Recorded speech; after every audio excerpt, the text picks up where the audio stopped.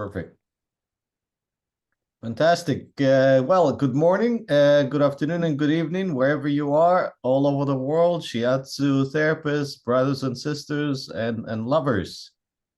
And we have another amazing guest. I'm so blessed. Every week I'm sitting with another incredible guest and sharing and learning so much. And Bill Palmer from the UK was a previous guest 2 years ago, which is amazing. 2 years have went by so quick. Really quick. And Yeah. yes, so welcome, Bill. Hi. Hi. Nice to have Thanks for you. having Nice me. to Yeah. have you again. Yes. And for those who don't know Bill Palmer, let me just say a few things about you, Bill, if you don't mind. No. Okay.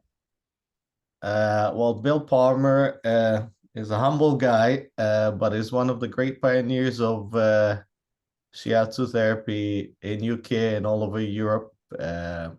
Bill, you started in the 70s, if I remember correctly, right? With No. Yeah. Aikido. Yeah. So Yeah.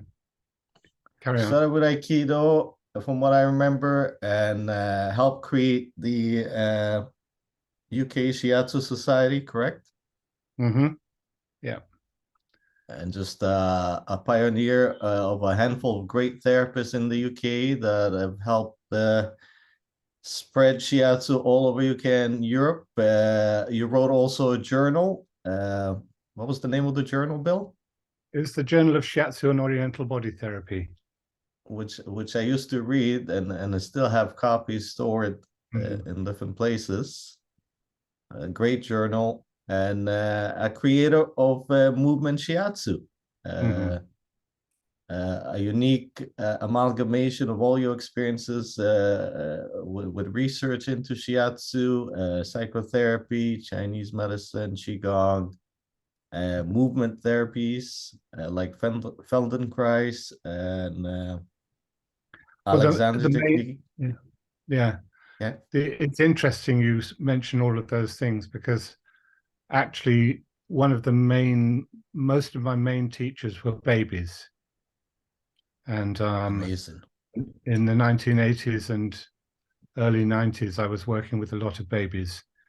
And so, although Feldenkrais and Alexander were influences, particularly Feldenkrais, um, in some way, what I learned from the babies was how babies explore movement rather than do it by being told what to do. And with Alexander and Feldenkrais, their methods are really guiding you to move in particular ways, while babies just do it themselves. They're the great explorers, and that's really what movement shiatsu is about: is helping people to become self-explorers. It's not so much it's not the important thing is not that they're active, although that's important too, but that they explore themselves rather than being told what to do. Beautiful. Beautiful. And what connected you to working with babies? I mean, I know the story, but some audience doesn't know. Yeah, well, I was working at the Central School of Speech and Drama, which was a drama school in Britain, and attached to that school was um, a college of speech therapy. And one of my jobs, I was teaching video filmmaking, and one of my jobs there was to film the speech therapists doing their work with children. And one of them in particular was trained in Bobath physiotherapy and worked with children with cerebral palsy and other disabilities.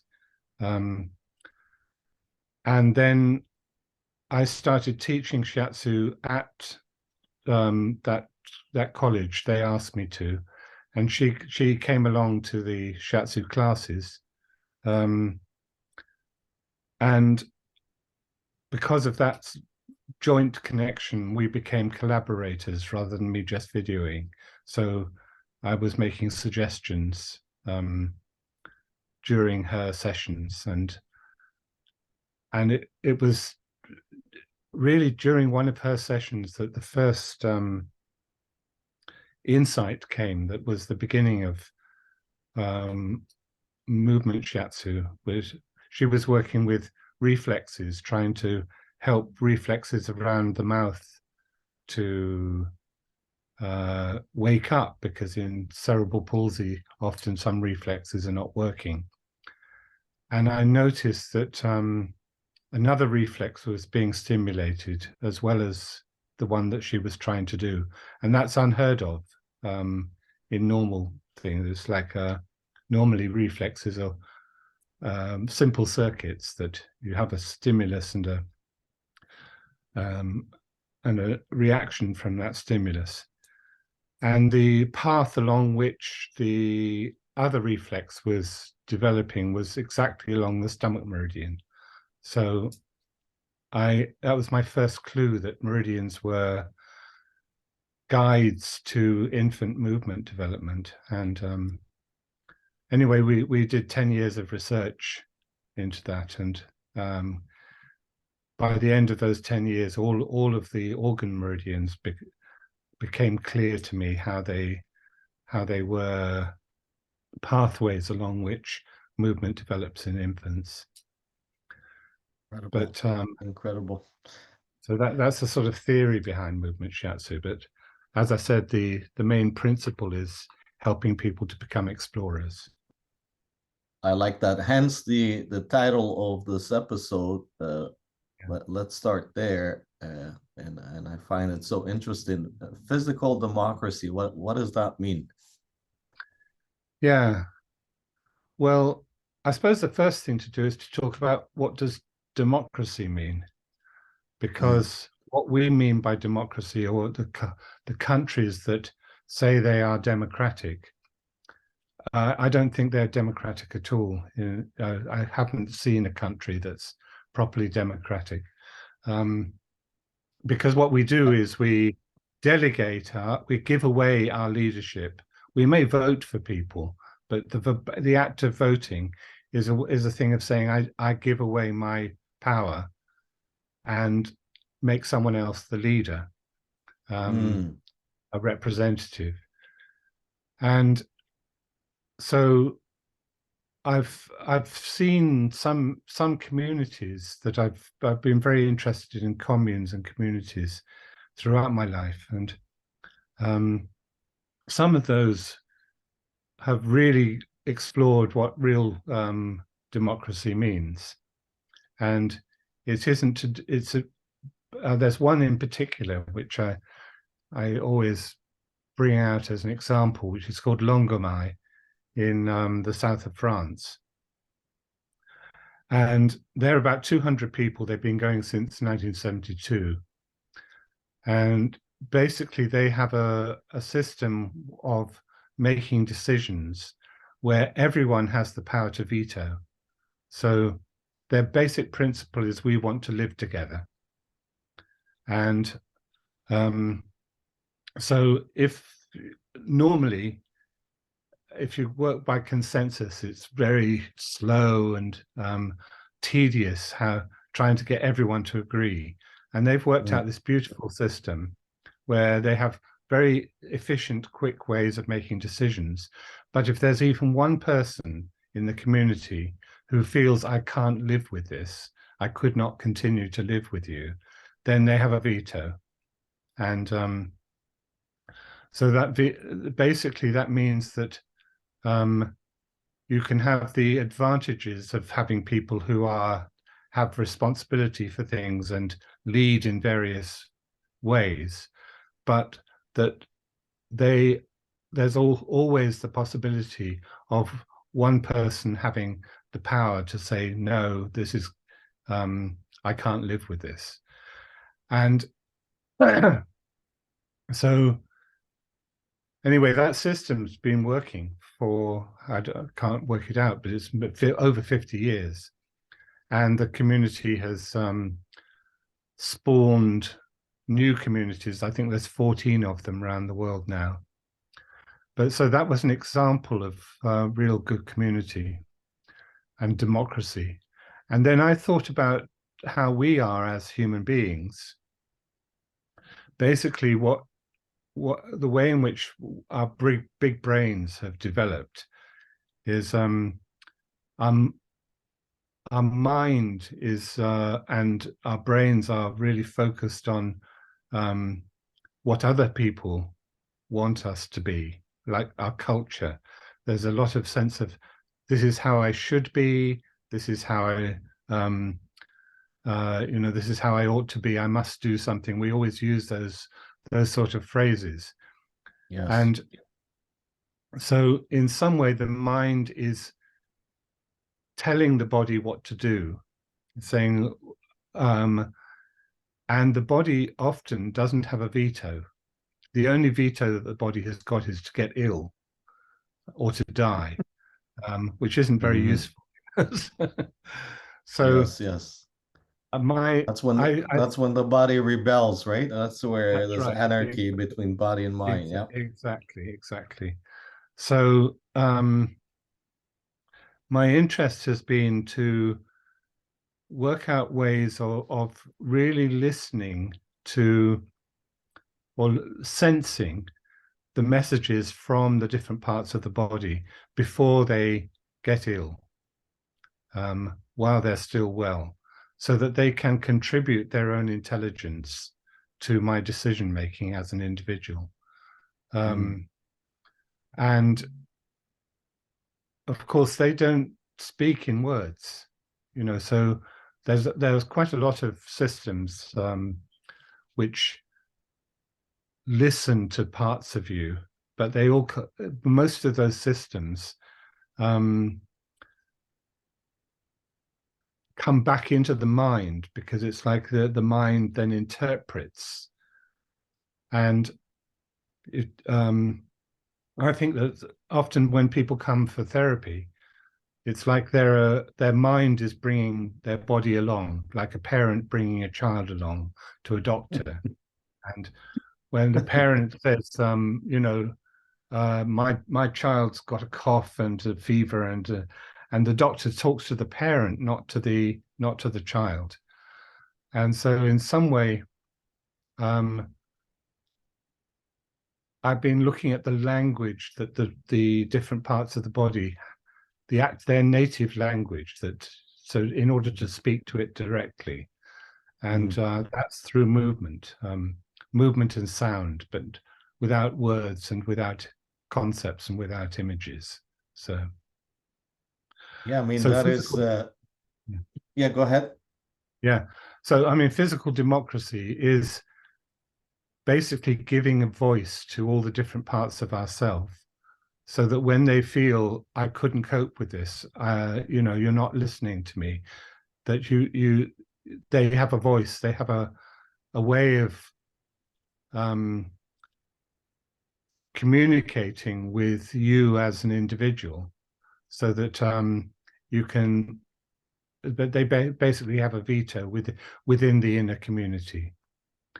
And so I see myself not as a single person, but as a whole community of different people, some of whom can speak and some of whom can't. And those that can't speak, I'm helping them to communicate through movement, through sensation, through sound, so that they can let me know, or my mind know, what they need. So Beautiful. I mean, you're so correct. When people come in, they come in as if the mind and the body, of course, are separate entities, and they present the body to us and say, tell me what's the problem and please fix it and do it as quickly as possible. Right? And they go from one specialist to another, one therapist to another, and it starts to get quite frustrating and confusing, and sometimes overwhelming, because nothing is being fixed. If anything, it gets more and more complicated. So, and I don't know about UK or Europe, but in North America, they want it fixed yesterday, right? Mhm. Mm. They want it fixed right away, and hence why we have an opiate crisis, right? People Mm. go for the pills because they want a quick fix, right? Mm. So with that all said, to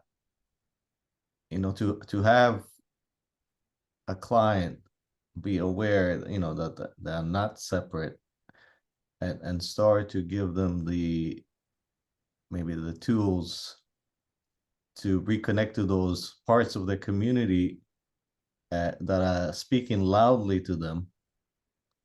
uh, it takes patience, right? And it takes a Mm. willingness to explore themselves Mm. uh, in such a way. I mean, even Mm. going to speak to a psychotherapist is quite scary for many people. Okay? Mm. Mm. But now, given the notion that the body can speak, uh, that's also very new. Yes. So, what approach, or what language do you use to introduce this, in a way, new and foreign concept for people? Mm. Well, I suppose the first thing to say is that this type of work doesn't suit everybody, Mm, because, as you say, the culture, particularly the Western culture, is focused on fixing things and focused on mind stuff rather than body stuff. And the body is seen as a second-class citizen.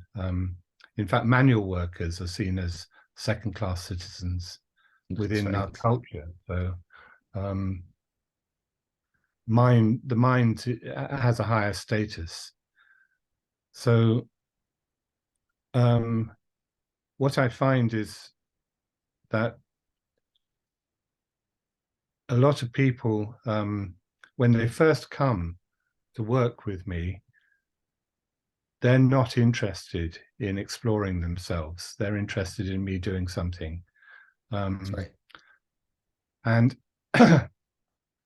but so I can go along with that for a while. It's like, it's just what I'm really interested in, though, Mikhail, is not so much how to help clients become explorers.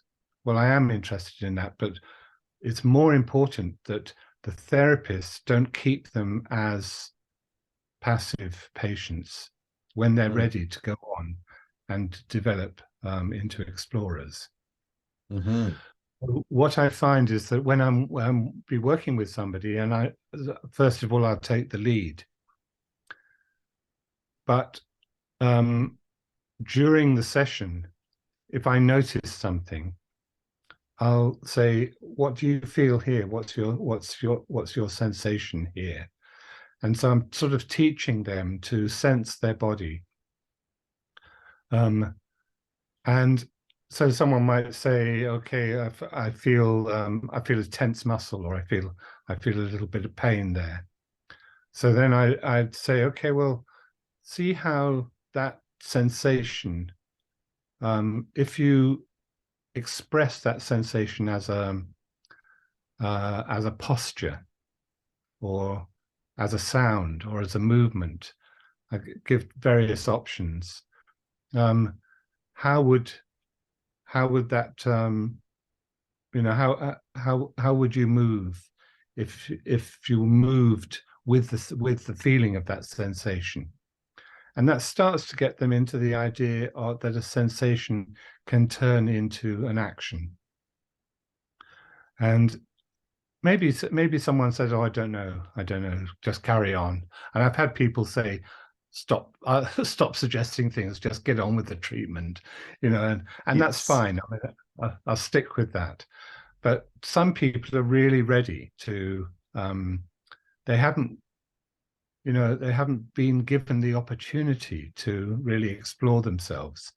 Everyone they've been to beforehand has just um, told them what's wrong, treated them, and rather than them exploring, teaching them how to explore themselves. And teaching someone to explore themselves is a really different ball game from giving guidance. It's not a matter of giving people exercises, because basically if you give people exercises, they're still doing what you tell them to do. You are still the boss, and their mind is still the boss. Their body hasn't been given the opportunity to say something for itself. So I don't know if that gives an idea, but yeah, it gives an idea. I mean, what I love about your approach, there's so much attention and intention and awareness, and to be, with your client, and to slowly discover those parts of their communities, like you say. And of course, we are manual therapists, so we use touch also to do it. But you've broken down in your approach to, you call it the 6 forms of touch. Can you speak into that? Yes. Well, a lot of that came from my first teacher, who was my Aikido teacher, because he had really no theory behind what he did at all. And often he didn't. I remember the first time he gave me a treatment, he just touched one point. And but it was the quality of his touch rather than what he was doing. It wasn't a matter of diagnosis or of working with a meridian or working with particular tsubo. He'd just make contact, and the quality of that contact made me aware of myself in a way that I could, made me aware of what I needed, and then I could adjust. I had a broken collarbone at the time, and basically his touch showed me how to move in such a way that the collarbone felt looked after. So then when I started teaching,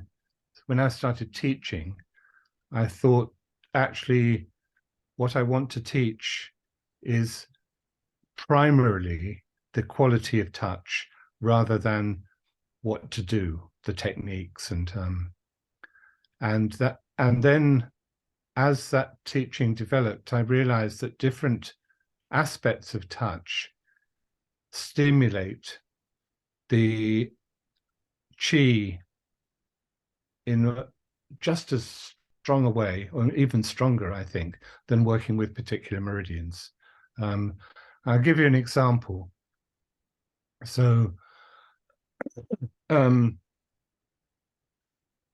there's one, if we talk about spleen chi, for instance, my interpretation of spleen chi is that it's to do with that aspect of ourselves that is expansive, so that we're nourished, we feel nourished and filled from the inside. And I'm not sure I'm going to continue with this is I'll go through with this and then give you another example. But sure. So there's this feeling of being filled from inside so that you can relax, and you're not in your muscles, but you're in your being. So that's my feeling of spleen chi. So if that's not there, then you tend to collapse, and then that has an emotional and energetic consequence. So the quality of relationship that helps the spleen chi, it's not to do with working with the spleen meridian. It's to do with helping someone to inhabit themselves in some way. And if you're going in and treating them and rescuing them, then in some way you're not helping their spleen chi to activate. because you're Mm. doing the spleen chi, you're feeding them, you're doing the nourishment rather than Got them it. nourishing themselves. So there's a form of one of the forms of touch is called front door touch, and the metaphor is the front door touch, and the metaphor is that you go to someone's front door and knock on their front doors. Basically, instead of going in and rescuing them, you're encouraging them you're encouraging their energy to come to you rather than you going in and finding their energy. And it has it's a quality of touch which is, it's not, you know, if you think about treating somebody, often that's got a slightly aggressive quality to it. You're going into someone's space, you're going in, you're pressing into their body, you're going into their energy and making contact with them. Well, if you, so which has, that has a function. It relaxes, it's very relaxing. Someone, if someone's always doing their own thing, then but if you, instead of that, you stay at someone's boundary and wait and in contact, but at their boundary, then they feel, oh, in some way their energy wakes up and it comes to you rather than you going in to find it. And I think that stimulates the inner expansion much more than working with the spleen meridian. So that's one example. I love that description, because you know, there are many clients that come to us again as manual therapists or therapists to be rescued, right? And they come with that collapsed energy, right? And that is such a intelligent way of approaching it, because you know, usually people, when they come with collapsed energy, they just want to lie there. They, you know, some of them are even medicated with such medications that it just numbs them, right? Yeah. So yeah, to have that approach, and I love the metaphor of using the front door, because it's funny enough, I use that metaphor too, particularly working with clients with PTSD and trauma, right? And Yeah. you know, when you Yeah. start to explore the body and of course come to that part, so I'm going to use your words of the community, you know, the village that has been traumatized, and you touch that spot, you could feel the protective barrier, right?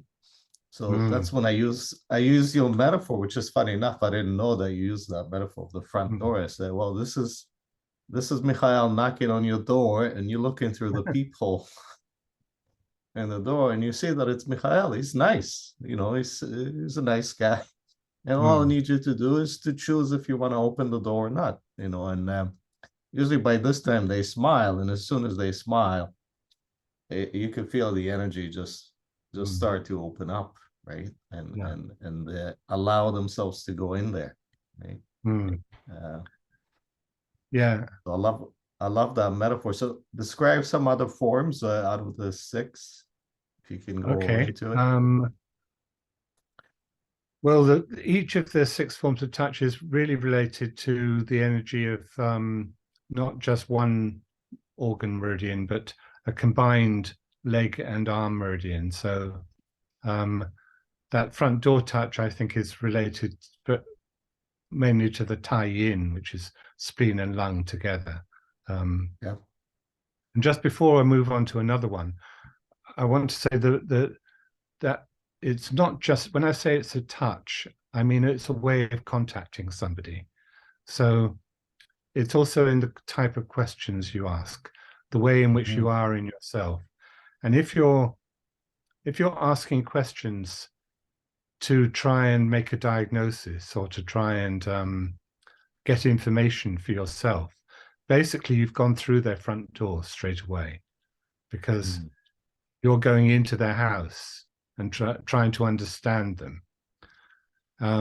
So the sort of questions that are part of front door touch are very open questions that help them encourage them to explore themselves rather than to give you information. And one of the things that one of the questions I always ask myself when I'm asking a question is, who needs the answer? Or like if I'm asking a question that is giving me information, basically the question is invading them, because I'm trying to get stuff out of them rather than giving them something. So those sort of open questions, questions that don't require any particular information, but just encourage someone to explore themselves. That's all part of front door touch. And so what I'm saying is that I think that the relationship you have with a client, the way you ask questions, the quality of physical touch, all of those are much more important than which meridian you're touching. I agree. Yeah. So you asked for another example. So another Please, example would be, there's it's really a process. It's a process that stimulates the stomach and the large intestine energies. And the stomach and the large intestine, as you know, are combined together into the yang ming. And what if you look at what the essence of the stomach energy is, knowing what you need and reaching for it.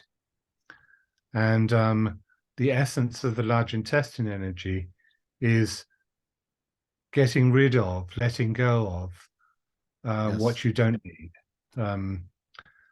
And so a process that I find really helps those two energies to be activated in somebody is to help them to scan through their body and to see where it is that they would like to be touched, rather than me choosing where to touch them. So I usually do that as an awareness exercise. And then the really important thing is that when I actually do touch them in the place that they've asked, that they can correct me, and that I really teach them to correct me, to say, no, it's not there. I don't want that touch. You're touching too deep. You're not touching deep enough. Until because often when someone comes, our culture is that when you go to a physical therapist of any sort, that basically they take over your body. They're doing the stuff, and you just keep quiet and receive it. Yeah. Yes. So this process gives them permission to ask for what they need, and to say no to the things that they don't need, which is stimulating the stomach and the large intestine energies within the session. So that's giving you a sort of very quick. Yeah, you are helping them form their boundaries, right? Yes. And flex those boundaries in a safe therapeutic environment. It's so crucial, because so many people lack boundaries, right? Their boundaries are so permeable. That's why they come to us on an unconscious level, right? This is where there's chaos and anarchy in the community, right? There's no boundaries. Well, and I think that's happening in all around the world, in not just with clients, but that's coming back to physical democracy. What I'm hoping is that if people start to take charge of themselves in there, which you can take charge of yourself. You are, this is your body, and you can take charge of it. You can take charge of your boundaries. And if you do that, then people won't put up with being told what to do all the time, because and I think that that's what's wrong with the world at the moment, is that human beings are hypnotized by government, by religion, by capitalism, and basically, like advertisements and social media are always telling you, you need to be in this way, you need to look like this, you're not, if you've got wrinkles, you need to put this cream on, and if you're losing your hair, then there's this marvelous fix. And basically, we're being bombarded by all these messages about what we should do. So people in general, even if it's unconscious, they're being swept along with this river of influence. And we in the therapeutic world are just as guilty as anyone else about this, because we're saying, you know, you should do this, you should do that, and we're not teaching people to take responsibility. And so when we have something like the climate crisis, basically it's governments talking to governments about people. In general, what I find is that people are not taking, very few people are, but most of us are not taking responsibility for our own part in it. And if people could take responsibility for themselves, then in some way that's, maybe it's a pipe dream, but I think that we won't get out of this mess as human beings until people start to take responsibility for themselves rather than being told what to do. So that's my mission in life, in some ways, to not tell people how to, but provide processes by which people can start to listen to themselves rather than listen to their influences. Well, you know, you're doing a lot, Bill. You're doing a lot, and you know, sometimes we wonder, well, how can we make a difference? I mean, we make a difference in helping the people that come to see us, because that influences their lives, their relationships, their choices, their communities. So it spills over, you know, and there's a lot of impact there. I want to ask you another question about, you know, in Shiatsu, we have tools to diagnose, and you know, one of the biggest one is the concept of the Kyo and the Jitsu. And I know that you have, as with everything that so far that you've shared with us, your own concept, your own concept and insight into, you know, how you view that the Kyo Jitsu. Yeah. Well, one of the interesting things I find about is if you look at the original characters for Kyo and Jitsu,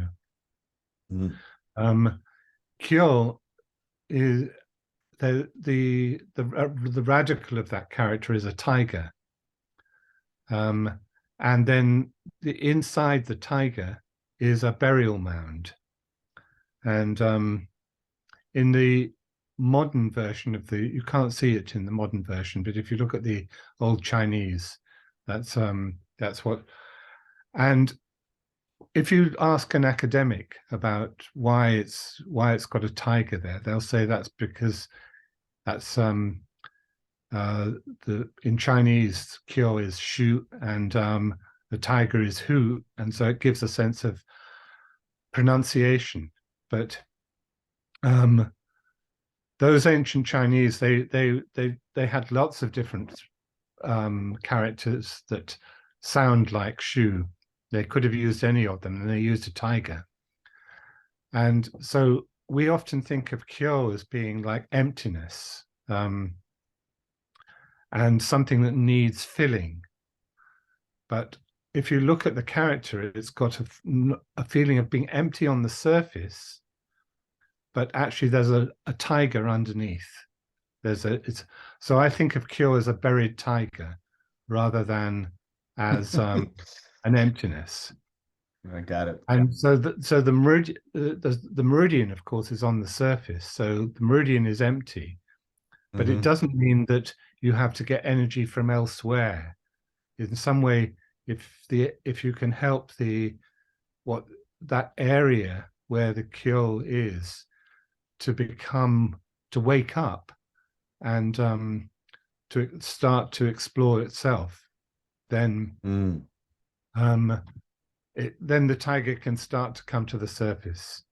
And maybe there's a lot of pain. Maybe that's why it's been hidden, being buried. So maybe a lot of pain needs to come to the surface and be processed. But it isn't a matter of doing plumbing with meridians. It's a matter of helping deep buried energy to come to the surface. But so coming on to Jitsu,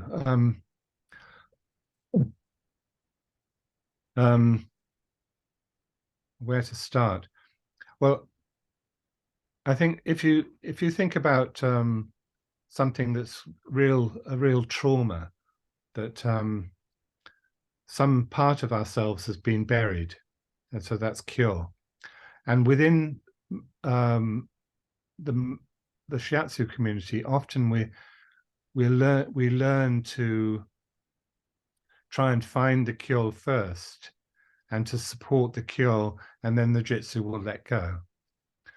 But actually, in chronic situations and situations of trauma and chronic conditions and disability, the Jitsu has been like the compensation, the protector of this buried grave, this buried tiger. And making contact with the Kyo is not enough. In fact, it can sometimes re-traumatize somebody, or it can just lead to a resistance because that part is they're not ready for that. Not ready, yeah. Not ready for that Kyo to come to the surface.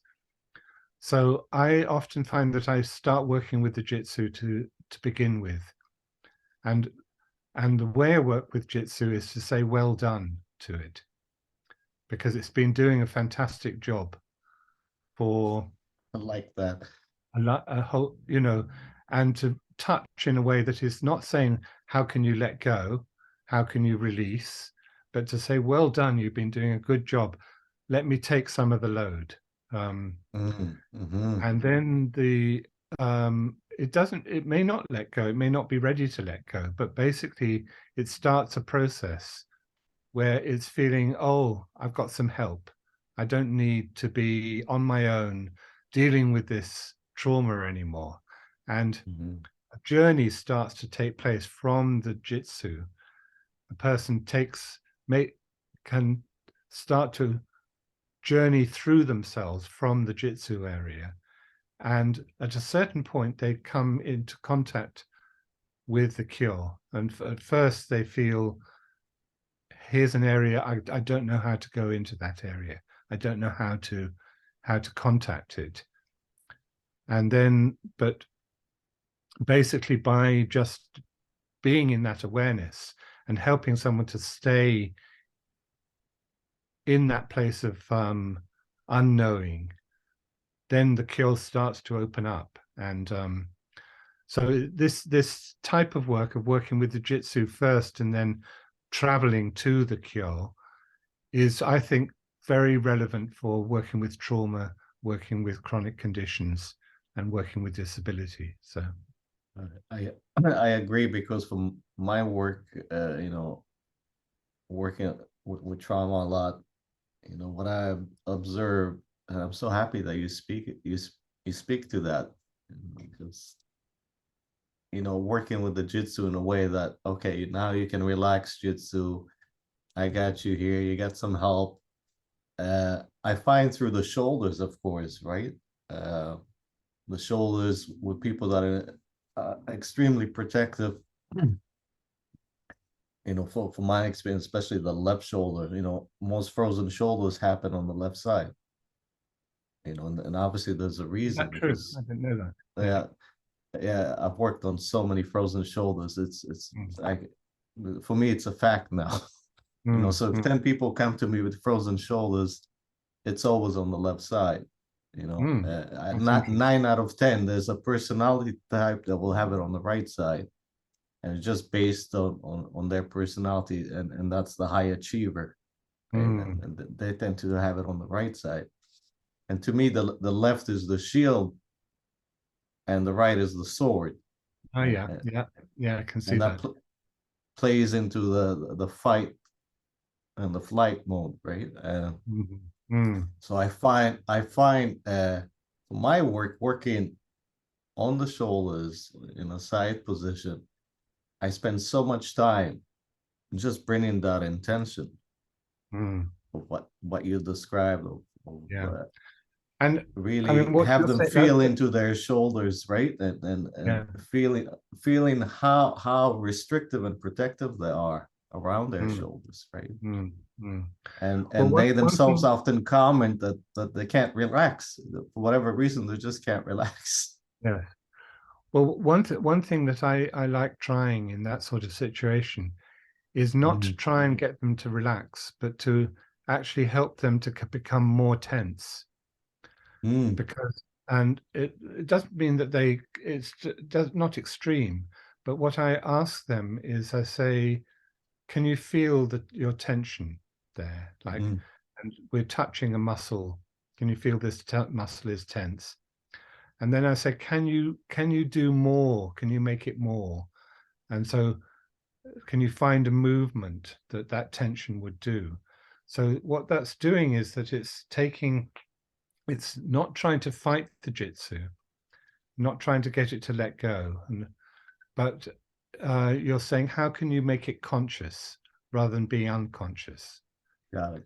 And that moves um, neurologically, that moves the activation of the muscle from the middle brain and lower brain up into the Mm-hmm. cortex. Got Um, it. so that then a process starts where they feel, actually, I'm doing this consciously, and when I'm ready, I can let go. Um, Mm, I love so that. Well, thank you for that tip. We're gonna mm. try that out. It's a great tip. Anything else about the jitsu before we move on um, to the next thing? yeah, just going to the character of the jitsu. If Mm-hmm. if you look at the old Chinese character for jitsu, it means truth, and so in a sense that I like that. It's not, we've got a slightly negative view of the jitsu in the Oriental medicine um, community. It's like something that it's a symptom that needs to be got rid of in some way, but it's actually our authentic energy. Um, and so I like that thing of the buried tiger and the authentic energy, rather than, instead of doing plumbing, trying to join the pipe with too much energy, with, letting it flow into the kyo. You're really valuing the jitsu and helping the person to make in their own time, come into contact with the kyo. I mean, So that's a whole different perspective, right? yeah, And that's a whole different way of bringing intention into it. Right? yes, yeah. I like that. I like that. Talk about communities some more. I mean, I love that concept that we are a collection of communities Mm, in this physical democracy. So, yeah. can you talk more about communities? Yes, I mean, well, before we went live, I was talking to you about the Eight Shields system, Mhm. and I don't know if any of the rest of you have heard of the Eight Shields, but it's a system which I think has got a huge amount of potential for completely changing the way in which we live in society, because we tend to live in hierarchies. We tend to give away our power to um, people, and I mean, in this country, we've given away our power to people who are corrupt and um, they're not the one of the worst types of people. So I don't know why we've done it, but we've done it. But the main thing about the Eight Shields system is that to try and get people interacting in a non-hierarchical way. And the way they do this to start with is by um, finding out, first of all, what each person's skill is, what their what. So if you do a workshop of Eight Shields, it'll start off with what they call an acorn of leaders. So you have many leaders, not just one leader. Mhm. And me and Teresa, my wife, we teach together in order to have this feeling of there's not just one guru who knows what to do. We're destroying that geometry of everyone focused of the hierarchy focus. But the Eight Shields goes further than that, and so they'll start off with a group of different leaders, and each leader has a responsibility. So there'll be one who is looking after everyone's comfort, another who's making sure that people are having fun and injecting a bit of fun into the. Yes. There's another who's looking after the information and making sure people are getting information. There's another that's making sure that they, um, uh, you know, that's what I'm trying to give the impression that there's everyone has got their own, every leader has their own focus. And by the end of a workshop of the Eight Shields, basically everyone becomes a leader. So that you can find everyone's got their own intelligence and their own focus. And I think our bodies could be the same, ourselves could be the same. So Mm. our different organs, different parts of ourselves have their own skill. Like the stomach knows, or the enteric system anyway, knows what we need. It's really good at knowing exactly what we need, much better than our brains, because our brains are focused on culture and the society and pleasing other people, Mhm. while our enteric system is much more primitive.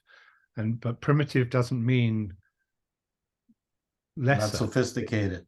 It's not Not sophisticated. sophisticated. It Yeah. says we need this, and It knows. it Yes, knows. yes. Okay, Yeah. and so what I'm thinking of within physical democracy is that if we can learn to help all these different parts of ourselves to have a language which communicates, it's not a language of words, it's a language of movement and sensation and sound.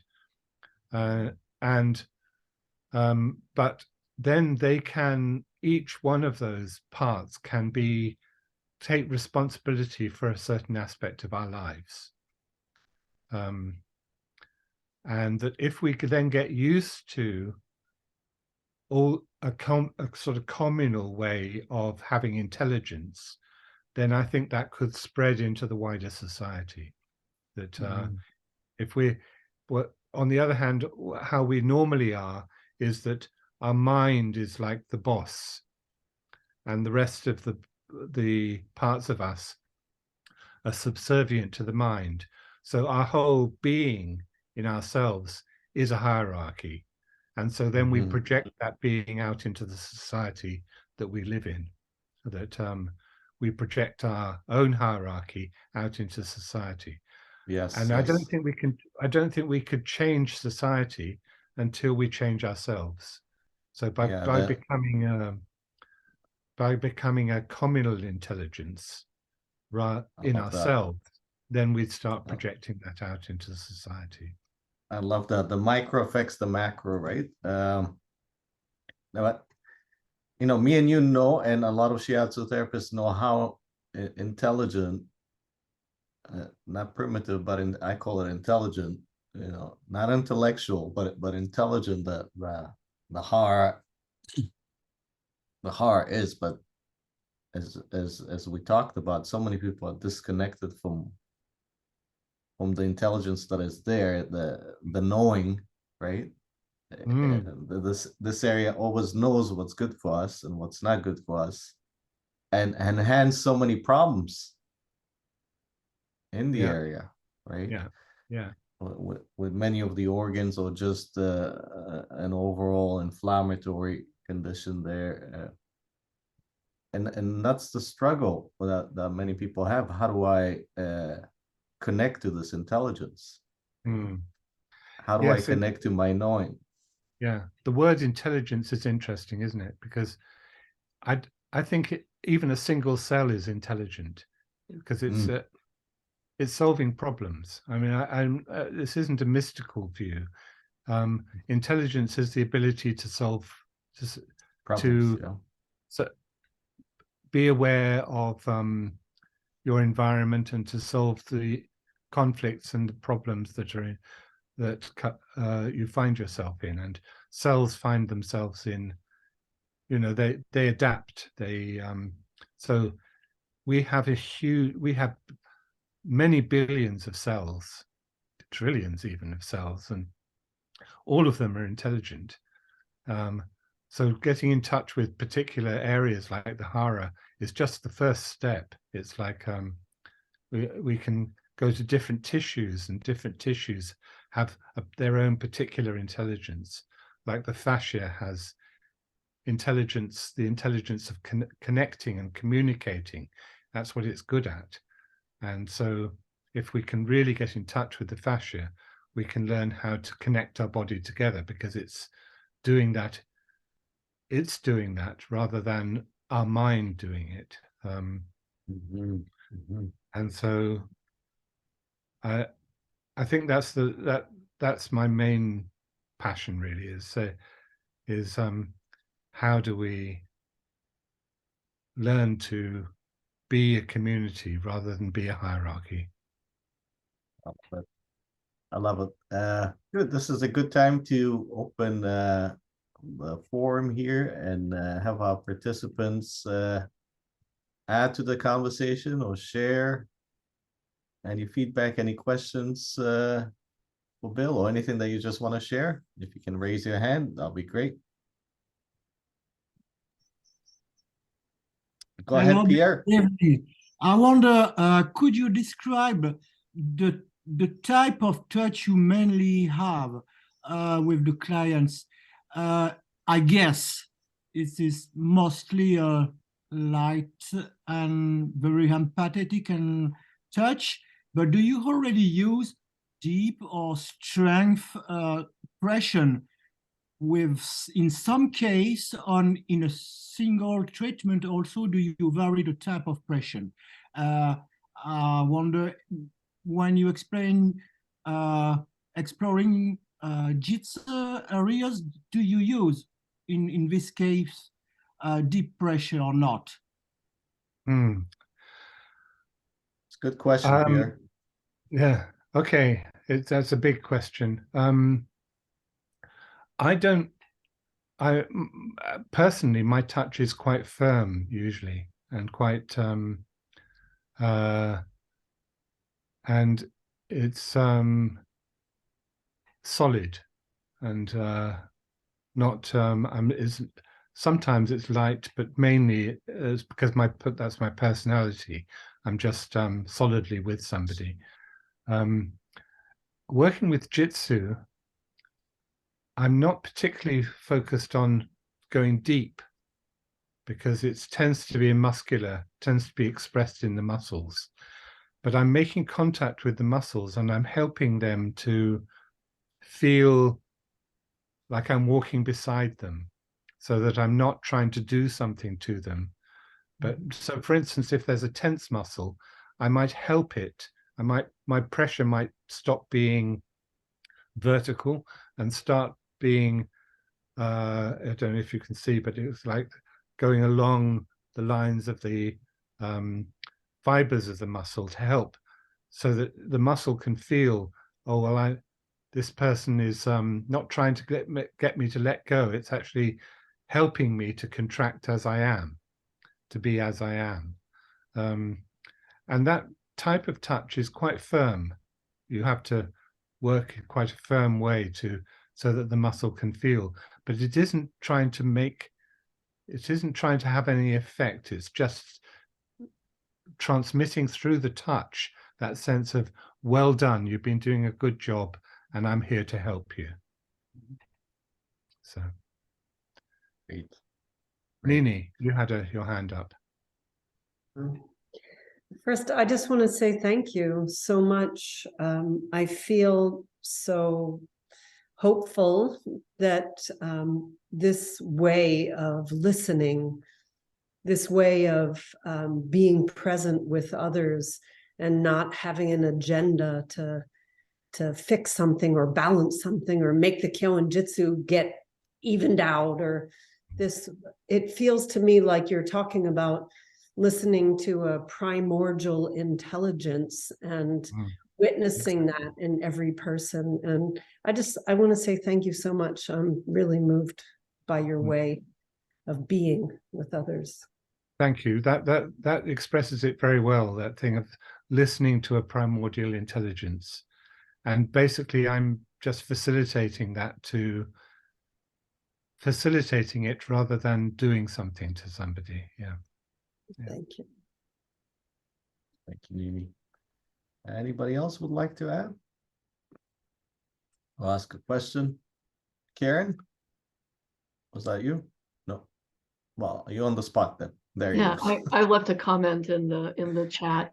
I'm really happy to hear you talk about this in this way. I want to hear more because I can see how this would be such an incredible way to work with people who are dealing with PTSD and trauma, because it so deeply honors the intelligence at every level.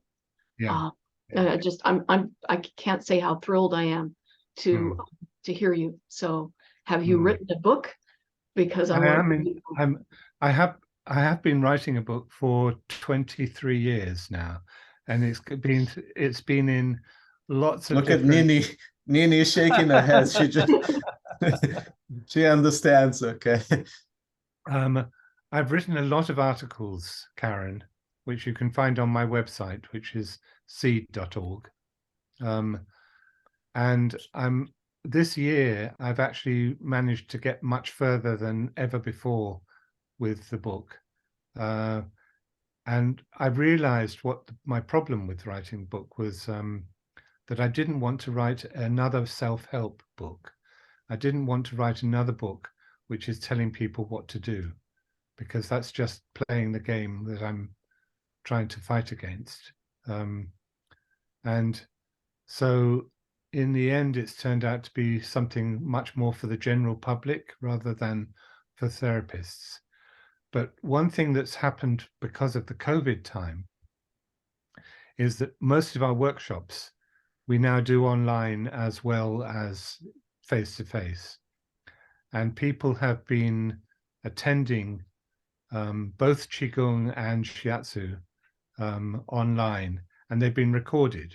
So now we've got hundreds and hundreds of hours of, and Marcella there is one of the regulars, and also Kiriaki, also Silka.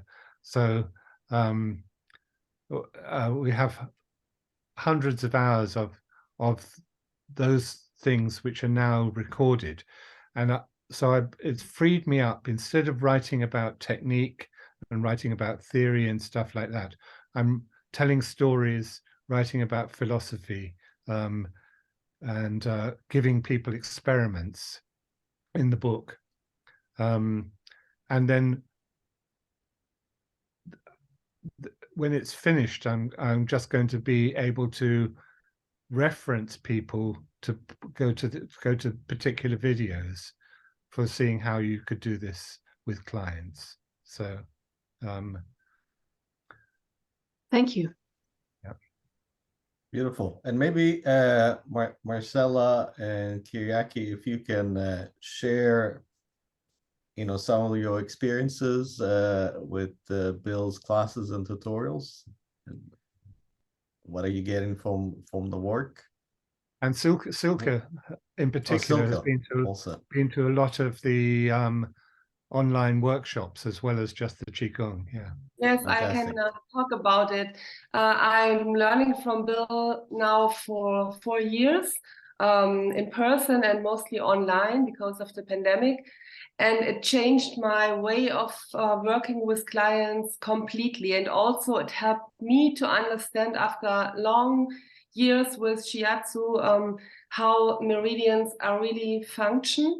And I have a completely change in considering meridians and treating people and what it means to work with clients. And my way of working with clients changed. It was hard in the beginning to bring them more in actively. As Bill said, not everybody is ready for this.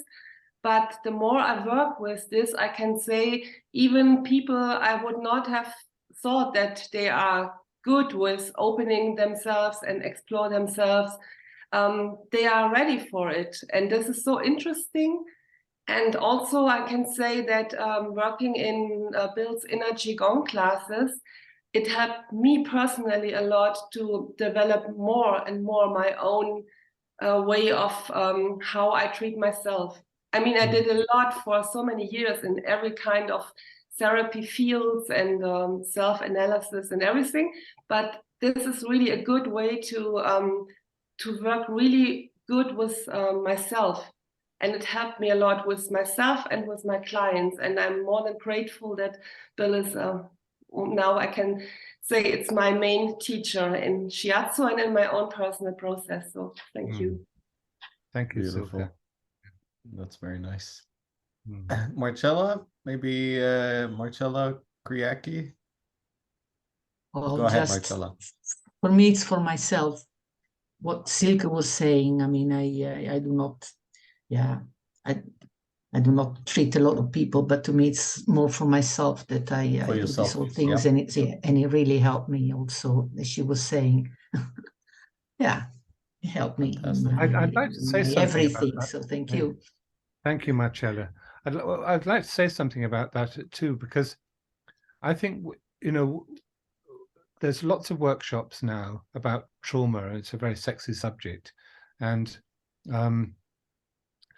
a lot of them are working with technique of how to work with technique to work with.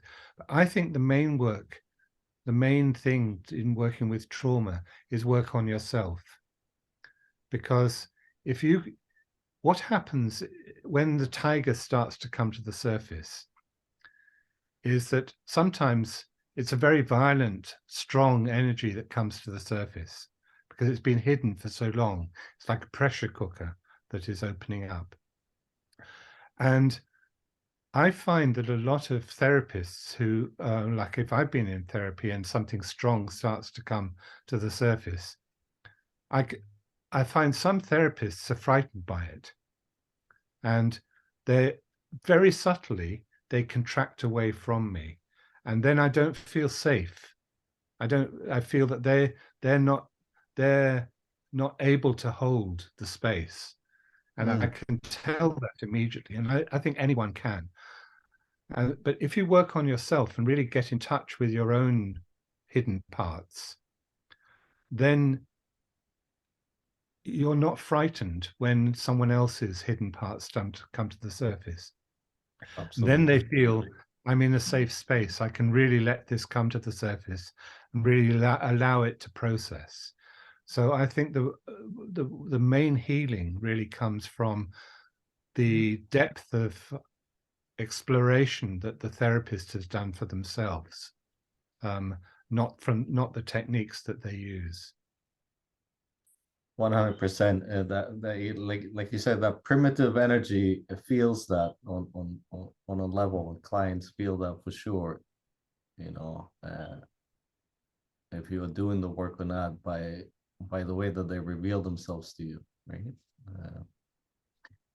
Well done. Well, so many gold nuggets, Bill, as always, and even some great tips for me that I'm taking away, and I'm sure like everybody else, and actually can't wait to experiment with them. So thank you again for the work that you do and the inspiration and what you've been doing online also with our community. Any last words that you want to leave us with? No, I'm worded out, I think. Well, maybe I'll just ask one last question, Yeah. and kind of to leave us with what do you hope and wish for Shiatsu moving into this next paradigm that we are all collectively in?